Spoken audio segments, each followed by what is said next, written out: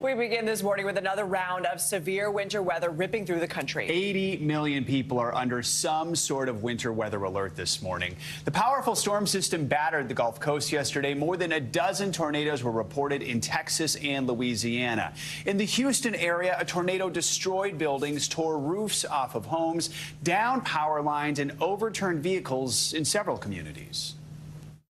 The lights started flickering. I could hear kind of like some popping sounds. I just heard a big boom. The back windows blew out of the house, and we just started seeing stuff flying past the house.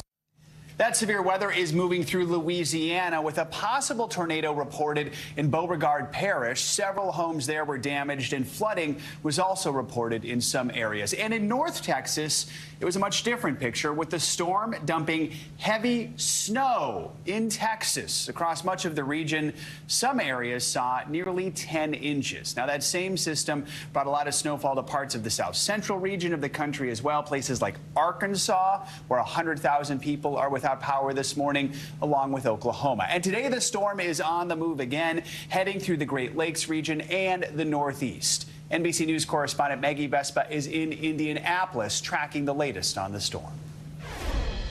Hey, good morning. The snow is falling. It just started falling overnight here in Indianapolis. Definitely already starting to stick, and the sidewalks and streets are getting slick as well. But this is nothing compared to what people down south are dealing with. In the last 24 hours, we have had 14 reports of tornadoes, all in Texas and Louisiana. Multiple people injured in those states, and we're also hearing reports of power outages this morning. This latest round of severe winter weather continues to move east. Parts of the Ohio River Valley bracing for up to 9 inches of snow just today, and parts of New England, especially northern New England, bracing for up to 16 inches of snow. This morning, close to 75 million Americans from the deep south, again up into New England, waking up to winter weather alerts and winter weather warnings. Close to 37 million waking up to severe wind alerts this morning. And again, for a lot of areas, this storm is just getting started.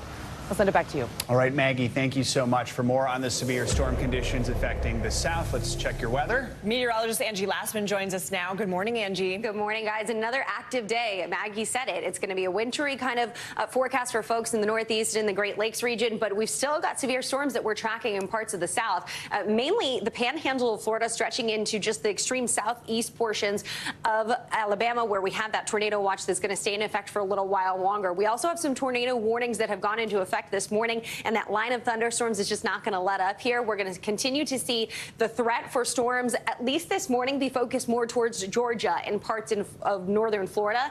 And then as we get into the afternoon hours, the Carolinas will start to see the impacts there. On the table, we have potentially some tornadoes once again. The hail, the damaging winds are all things that we'll watch to be potentially impactful to folks in these areas here as we stretch through the afternoon hours. And does it feel like we've had more tornadoes this month than usual? Well, that's because we have. Check out these stats. 157 tornado reports. That's just for the month of January. We've had 12 days with tornadoes spanning over 16 states. How about those records, though? Most active January on record with 157 reports. As I mentioned, the average is about 36. You can see most of it centered for portions over the southeast. But again, we'll have another day to add to that tally here as we get through the afternoon hours today. Now, winter weather, 80 million impacted, and that stretches from Illinois, parts of Kansas, into northern parts of New England, Maine, one of those places that's going to pick up on a whole lot of snow by the time Friday rolls around. Here's the storm system that is the culprit of all of this. It eventually moves to the northeast. It'll move out pretty quickly, but between now and, say, late Friday, we'll still be dealing with some of the snow.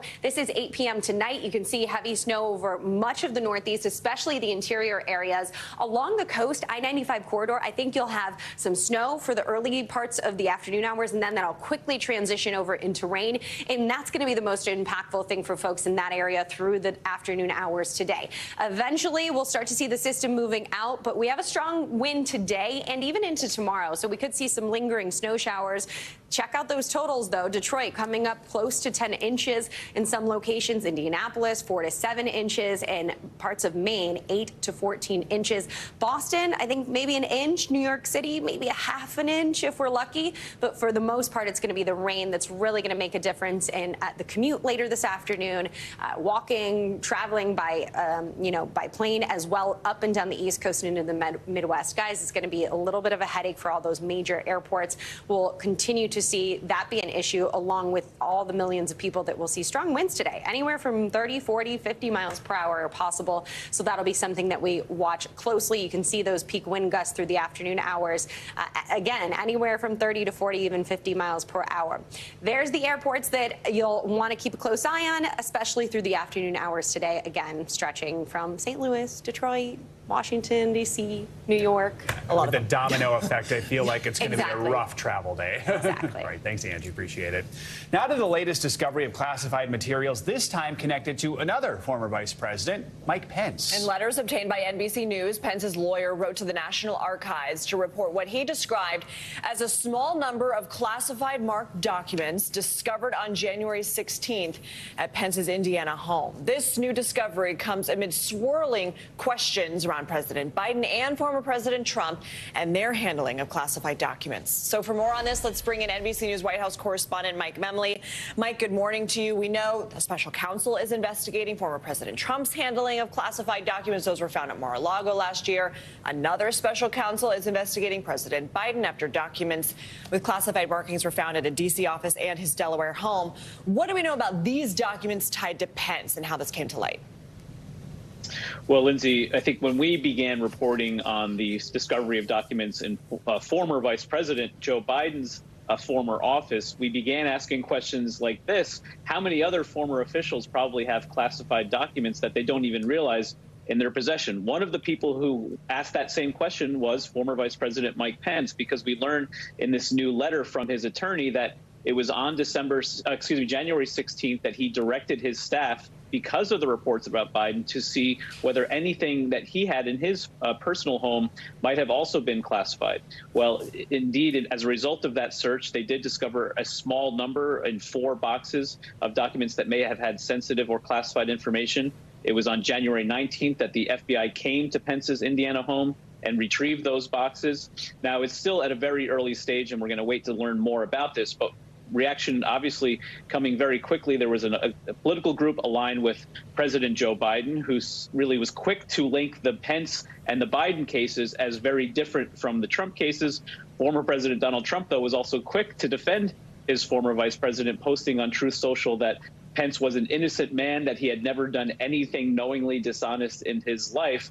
Now, of course, the Justice Department is going to view all of these things in their very specific details individually, with a lot of decisions still to come. So, Mike, first you've got Trump, now the current president, now the former vice president. How are folks in Washington reacting to all this? Are they astonished, or maybe are they starting to realize that maybe everyone literally has something in their closet? Yeah, Joe, I think that there are two issues that are really at the top of the conversation now in Washington among lawmakers, especially. One is, are there record-keeping problems that we need to address here? Adam Schiff, the former chairman of the House Intel Committee, saying that that should be a topic of conversation. We also have potentially an overclassification problem. Our colleague Ken Delanian saying that there are 50 million classification decisions made each year, perhaps too many documents marked classified that don't need to be. It was also interesting to hear from Senator Lindsey Graham, somebody who knows President Biden well from their years together in the Senate, but also was a key political ally for Donald Trump, raising this issue as well. Let's take a listen. So let's find out how that happened. You got Trump, you got Pence, you got Biden. I don't believe for a minute that Mike Pence is trying to intentionally compromise national security. Think that about Biden and Trump, but clearly we got a problem here. And so what became a political problem, for Republicans is now a national security problem for the country. It was also interesting to hear yesterday from Mike Pompeo, former Secretary of State, former CIA director, who rather bluntly said in an interview on Fox News, it's entirely possible I have classified information in my home. Clearly, any former official at a high level in government is probably doing that same search as well. Wow. Mike, we are also hearing from the other 3 former living presidents in light of this recent discovery of documents. What are they saying? All of their offices putting out very similar statements, all of which emphasize the degree to which they believe that they have all turned over any records that would fall under the Presidential Records Act, but especially classified information. Presidents Clinton and Obama saying that, President Bush saying all of his records were turned over immediately. Now, there's a report in Politico that former President Jimmy Carter believes he discovered classified information in his possession. A statement that was attributed to the former president's office did not specify when that may have been found or where. Those are important details as well, but clearly presidential record keeping in the spotlight now. All right, Mike, thank you. Later today, the suspect in this week's mass shooting in Northern California is scheduled to make his first court appearance. Authorities say he killed 7 people when he opened fire on co-workers at 2 agricultural centers in Half Moon Bay. NBC News national correspondent Miguel Almaguer has the latest. Deputies made the arrest just outside the sheriff's department's front door. The 66-year-old suspected gunman, who investigators say killed 7 farm workers, whisked into custody after an officer spotted the man in a car with a semi-automatic weapon. We found him with his seat back. He was laying in the front seat, and luckily we're able to apprehend him quickly. Authorities say Chun-Li Zhao began his rampage just before 2:30 p.m. Monday in Half Moon Bay at this farm where he worked. After killing 4 and critically wounding another, investigators say he drove 3 miles to a second agriculture center and shot 3 more to death. Families and children lived on the property. There were no specific indicators that would have led us to believe that he was capable of something like this. The arrest outside San Francisco marked the second mass shooting in California in 48 hours, both allegedly at the hands of senior citizens. Just 24 days into this year, 70 have been killed in 39 mass shootings.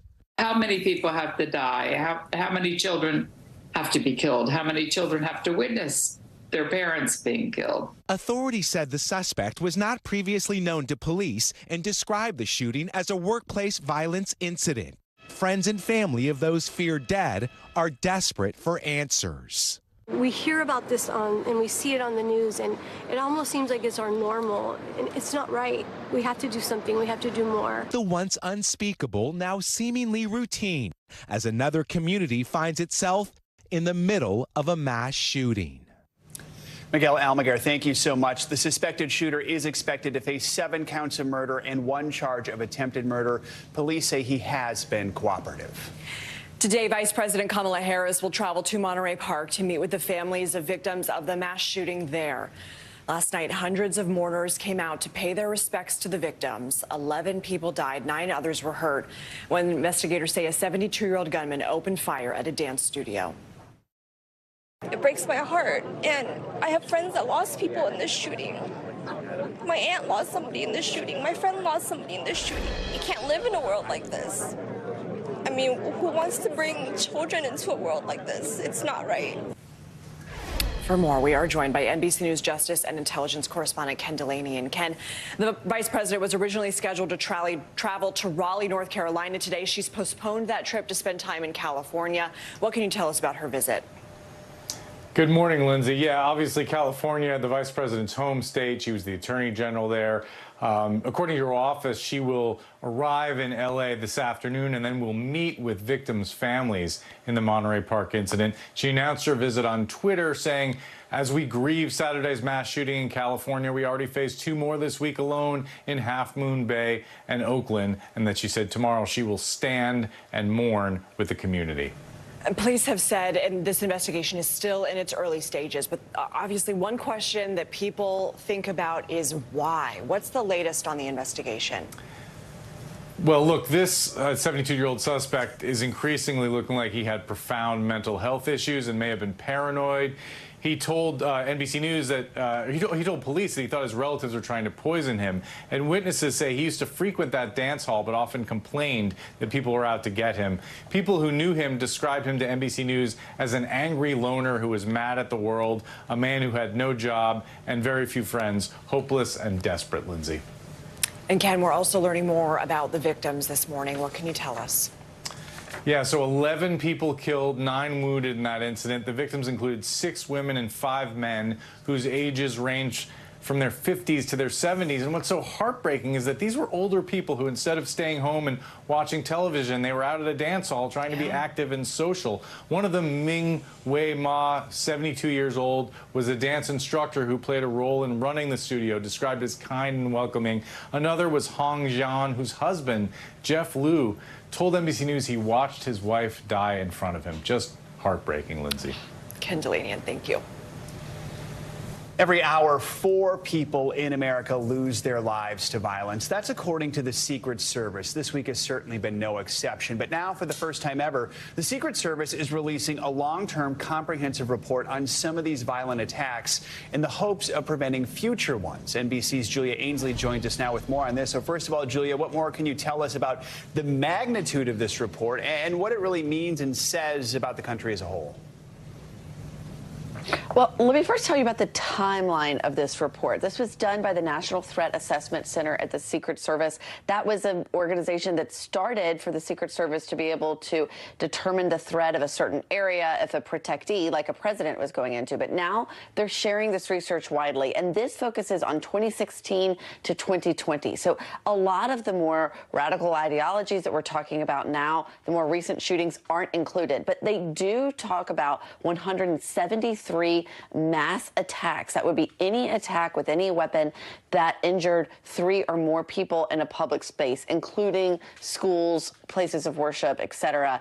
And what they found are some disturbing trends. They found actually the lead motivator was personal grievances, but that also 1/4 of the perpetrators did have a belief in conspiracy theories or hateful ideologies. Remember, this span would have included the El Paso shooting and Walmart that we know was targeted at the Latino community there. It also would have included the Tree of Life shootings in Pittsburgh, Pennsylvania, that targeted the Jewish community. And of course, we've seen other similar incidents since then, thinking about the Tops grocery store in Buffalo targeting African Americans.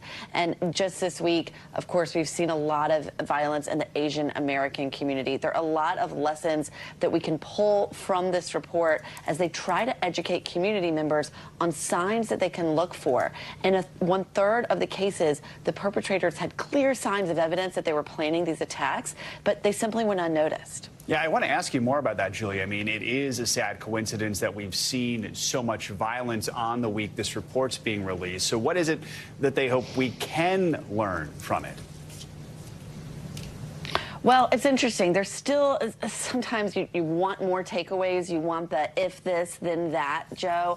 Unfortunately, it doesn't always work this way. But there are some trends. And they did look at weapons. In fact, they saw that in 80% of the casualties, 80% of the attacks that used a firearm, those attacks did leave someone killed, whereas attacks that did not use a firearm, which were obviously far fewer if they were using a knife or some other kind of weapon, the chance that anyone died was actually less than 50%. It shows how deadly and how frequent firearms are used, and that in 1/3 of the attacks using firearms, they've used semi-automatic or automatic weapons. And so this is really a chance to look at the breadth of the epidemic of violence in America, to see how communities could try to stretch resources. They use social workers, mental health workers, law enforcement. Everyone came to the table to look at these 173 incidents, Joe. And Julia, I mean, you spoke with an official from the Secret Service yesterday about the role the community can play in preventing an attack. Let's listen to that.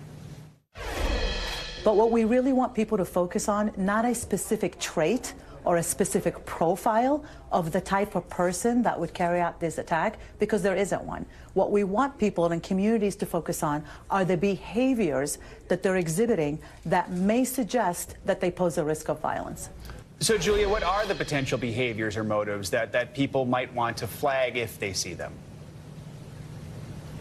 That was Dr. Lena Alathari, and she leads the National Threat Assessment Center at the Secret Service. And yes, she said that, you know, it's not necessarily one thing, but to focus on if someone starts using language that might suggest either a specific attack. She also gave examples that someone might say something on the way out the door where, you know, I'm going to eliminate these people, or I'm going to be famous later and you'll see why. I mean, she just sort of gave triggering words that people have used in the past. She also showed examples of a list of things to do. People were basically planning their last days, even people who planned to kill themselves at the end of these attacks. As she's saying, it's not any one thing, but it's something for communities to be aware of, especially as people start to pull away. You just heard Ken Delanian talk about the perpetrator of the shooting, the mass shooting in Monterey Park, someone who was really seen as a loner in society. It's not that all loners are going to perpetrate attacks, but just to be mindful of people in your communities, in your workplaces, in your schools, who may be starting to pull away and exhibiting signs of violence. She's just trying to raise the public's awareness. And today she's conducting a webinar just to show you how interested people are in this topic right now. She already has 21,000 people across the country, whether they be law enforcement officials or people working in schools or just members of the public, who are interested in this research and are tuning in. All right, Julia Ainsley, such an important conversation and an important report, especially in the wake of this week's tragedies. Thank you so much, Julia. Let's head over to Silicon Valley now, where big tech is in the spotlight again. The Justice Department, along with 8 other states, are suing Google for the second time in just over 2 years. They're targeting the company's advertising business. Attorney General Merrick Garland discussed the allegations yesterday. We alleged that Google has used anti-competitive, exclusionary, and unlawful conduct to eliminate or severely diminish any threat to its dominance over digital advertising technologies. For 15 years, Google has pursued a course of anti-competitive conduct that has allowed it to halt the rise of rival technologies, manipulate auction mechanics to insulate itself from competition, and force advertisers and publishers to use its tools. For more on this, we're joined by David McCabe, technology reporter for the New York Times. So, David, this is really the latest here in a series of lawsuits against Google. It's the first one filed under the Biden administration. Help us understand. We just heard Merrick Garland a little bit there, but in layman's terms, what does this focus on? So this is about the software that places ads on the websites that everybody goes to every day. Behind every ad you see on a publisher's website is an intricate network of programs and tools that allow advertisers to buy space from those publishers. And what the DOJ has said is that Google, over time, monopolized that software, which allowed them basically then to exert control that raised prices for advertisers, meant publishers made less money, and ultimately hurt the marketplace of ideas that consumers tap into every day on the internet. So, David, let's talk about Google's response to the lawsuit. A spokesperson said, quote, "The lawsuit attempts to pick winners and losers in the highly competitive advertising technology sector. The DOJ is doubling down on a flawed argument that would slow innovation, raise advertising fees, and make it harder for thousands of small businesses and publishers to grow." Is there anything else key that Google is arguing here? And are there folks out there who think Google has a point? Yeah, I mean, Google is basically saying there are hundreds of companies that do what we do, that this is a really vibrant space, and that the DOJ is basically coming in here and intervening in a totally fair market. And there are, of course, some groups that are likely to agree with Google. There are a lot of groups that are likely to agree with the DOJ. But ultimately, this is going to head to the Eastern District of the U.S. District Court for the Eastern District of Virginia, is what's expected. And the DOJ has actually asked for a jury trial, which is uncommon in these cases. So it would go to an actual jury potentially. What are the potential outcomes in this case, and what broader implications could it have for the tech sector? So the outcomes for Google are potentially myriad. So the DOJ has asked that the court force Google to sell part of its advertising business. This is a lucrative business that Google has been in for a long time, and this would effectively break up part of Google. For the larger industry, these are cases that are being watched really closely because they're an indicator of whether or not the government can successfully ramp up enforcement of these antitrust laws. There are all kinds of concerns about Google or Amazon or Apple or Facebook. And the question now is, can the government make good on what its promise has been to a lot of voters, which is we're going to intervene in some of these markets and correct what we see as major imbalances in competition. All right, David McCabe, thanks for joining us and explaining that to us. Appreciate it. Thanks for watching our YouTube channel. Follow today's top stories and breaking news by downloading the NBC News app.